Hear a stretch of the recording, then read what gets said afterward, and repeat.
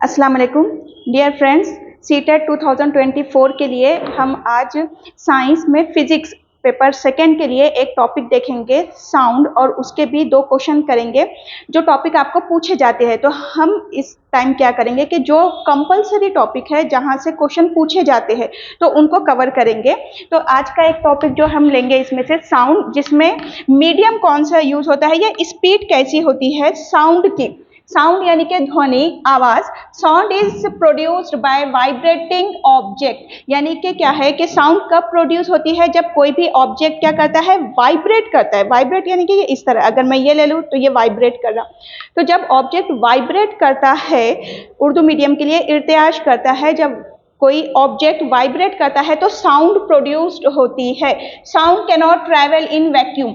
अब जो साउंड है ना, तो साउंड के लिए मीडियम की जरूरत होती है। साउंड के लिए मीडियम जरूरी है। मीडियम यानी कि वो रास्ता या फिर वो जरिया उसके लिए जरूरी है जिसके थ्रू वो ट्रैवल कर सके। तो साउंड के लिए मीडियम जरूरी है, लेकिन साउंड वैक्यूम में ट्रैवल नहीं करती है। अब वैक्यूम यानी कि क्या, तो वैक्यूम यानी कि उर्दू मीडियम के लिए लिख देती हूँ खला।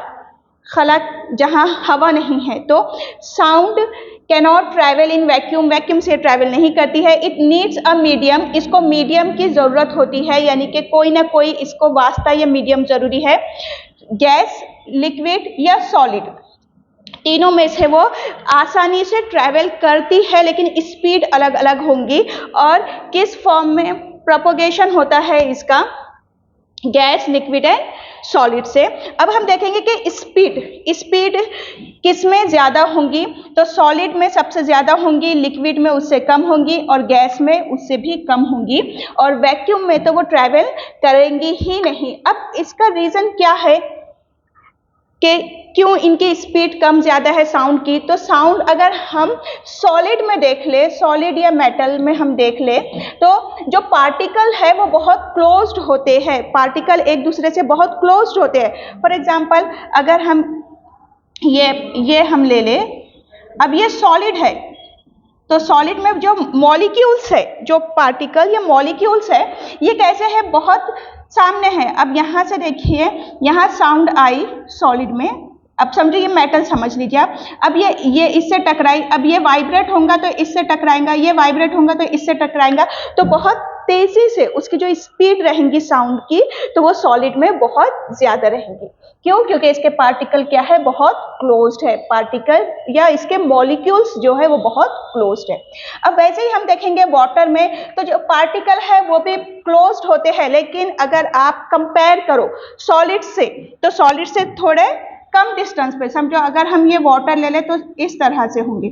अब हमने सॉलिड में कैसे देखे कि वो बहुत क्लोज्ड है, तो वाटर में क्या रहेंगे, थोड़े डिस्टेंस पे रहेंगे। तो सॉलिड में स्पीड ज्यादा रहेंगी किसके मुकाबले, वाटर के या लिक्विड के।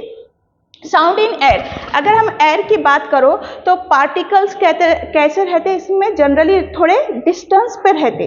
तो द पार्टिकल्स आर जनरली फार। अब यहाँ पे पार्टिकल्स कैसे रहेंगे कि ये दूर दूर रहेंगे गैस में। तो फिर यहाँ पे स्पीड कैसी रहेंगी, बहुत स्लो रहेंगी। तो किस सीक्वेंस में इसकी स्पीड को हम देखेंगे, अगर हम देखें स्पीड, तो सॉलिड में सबसे ज्यादा रहेंगी, उससे कम रहेंगी लिक्विड में, और सबसे कम रहेंगी गैस में। इस तरह से इसकी सीक्वेंस लेंगे। It travel in the form of longitudinal waves. अब ये किस फॉर्म में करती है, लॉन्गिट्यूडनल वेव्स में साउंड क्या करती है, ट्रेवल करती है। हम आगे भी जब इसके छोटे छोटे हम जो टॉपिक्स को कवर करेंगे तब हम ये भी देखेंगे लॉन्गिट्यूडनल वेव्स। अब हम देखते हैं कि इस पे क्वेश्चन कैसे पूछा गया है प्रीवियस ईयर्स के पेपर्स में कैसे क्वेश्चन पूछे गए हैं। The sound travel from water into an iron rod and then into air and back into water, the speed of sound will successively.